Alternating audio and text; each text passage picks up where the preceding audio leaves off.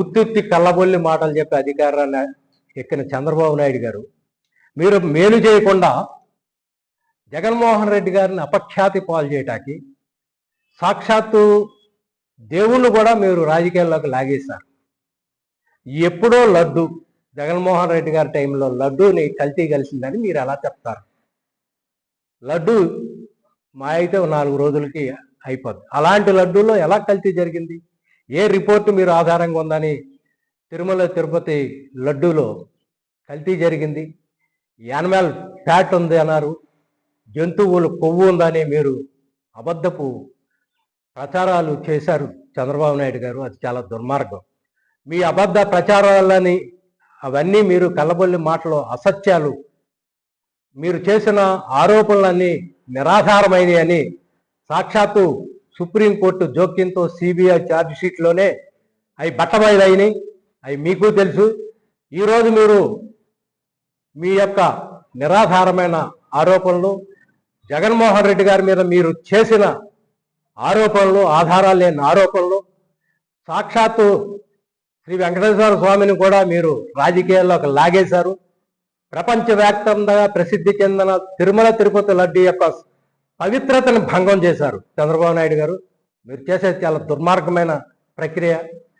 ఎప్పుడైతే మీ ప్రభుత్వం కూలిపోతుందో, మీ ప్రభుత్వం మీద ప్రజలకు విపరీతమైన వ్యతిరేకత వచ్చిందో, లేకపోతే నాయకులు తిరుగుబాటు చేస్తారన్న భయం వచ్చిందో, మీరు అంటారా డైవర్షన్ పాలిటిక్స్, దేవుణ్ణి రాజకీయాల్లో లాగి డైవర్షన్ పాలిటిక్స్ చేస్తున్నారు మీరు. ఈరోజు సిబిఐ ఛార్జ్ షీట్లో తిరుమల తిరుపతి దేవస్థానంలో జగన్మోహన్ రెడ్డి గారి టైంలో అసలు కల్తీ జరగలేదని వచ్చింది. దానికి మీరేం చేస్తారు?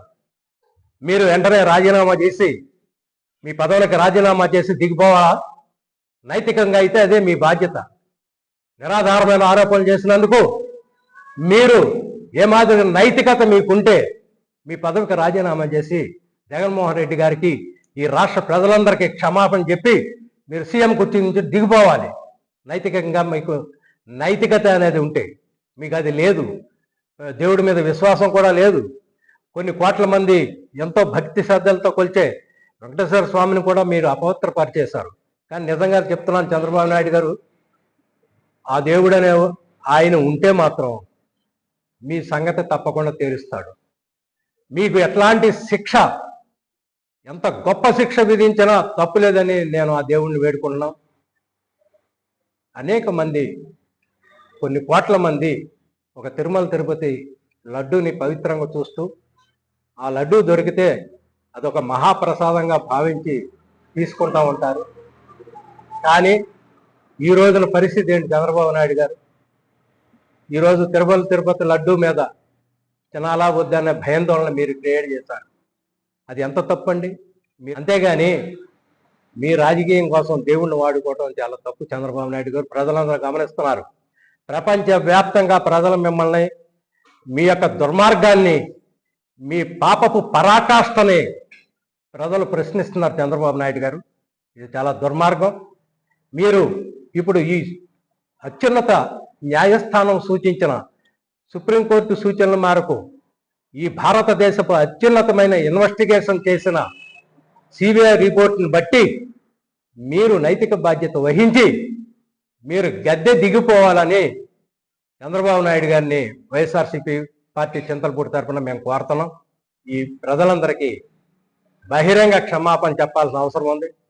అలాగే మరి కూటమి ప్రభుత్వంలో మరో ముఖ్య నేత పవన్ కళ్యాణ్ గారు సనాతన ధర్మం అంటూ ఊగిపోయారు. ఒక దశలో నేను కమ్యూనిస్ట్ అన్నారు, చెగోవెరా నా ఆరాధ్య దైవం అన్నారు. తర్వాత ఏమో మళ్ళీ మీరు సడన్గా సనాతన ధర్మం మీ మీద ఎత్తుకుని సనాతన ధర్మ వేషం వేసుకుని సనాతన ధర్మం గురించి మాట్లాడారు. ఓకే, మంచిదే, మీరు సనాతన ధర్మం గురించి మాట్లాడారు. ఇప్పుడేం మాట్లాడతారు? ఈ రోజున చంద్రబాబు నాయుడు గారు ఇచ్చిన స్టేట్మెంటు తప్పని తెలిసింది కదా. ఆ ప్రభుత్వంలో ఉన్న మీరు, మీకు నైతిక బాధ్యత ఉంటే మరి మీరేం చేయాలి? మీ బాధ్యత ఏంటి? ప్రజలందరికీ మీరు క్షమాపణ చెప్పాలా లేదా? మీరు క్షమాపణ చెప్పి మీ కుటుంబ ప్రభుత్వం, చంద్రబాబు నాయుడు గారి ప్రభుత్వం నుంచి మేము తప్పుకున్నాం అని మీరు చెప్పాల్సిన అవసరం మీకుందా లేదా? ఇదే నేను మిమ్మల్ని అడిగే ప్రశ్న పవన్ కళ్యాణ్ గారు. మైక్ పట్టుకుని ఊగిపోవటం కాదు. ప్రజల్లో ఏం జరుగుతుంది, ప్రజల యొక్క ఆత్మవిశ్వాసం దెబ్బతిందా, ప్రజల్లో మీరు ఎటువంటి మీ మీ పార్టీకి ఎటువంటి ఆదరణ ఉంది, మీరు ఊసర వెళ్ళి రంగులు మారుస్తున్నట్టు కమ్యూనిస్ట్ నుంచి సనాతనం నుంచి ఇంకొక మతంలోకి మారిపోతుంటే ప్రజలు చూస్తూ ఊరుకోరు. పవన్ కళ్యాణ్ గారు, మీరు కూడా నైతిక బాధ్యత వహించి ప్రజలకు బేషరతుగా క్షమాపణ చెప్పాలని చంద్రబాబు నియోజకవర్గం నుంచి వైఎస్ఆర్సీపీ పార్టీ ఇన్ఛార్జిగా మిమ్మల్ని కోరుతున్నాను. కనుక కూటమి ప్రభుత్వం ప్రజలందరికీ బేషరతుగా క్షమాపణ చెప్పాలని కోరుతున్నాను. జై జగన్.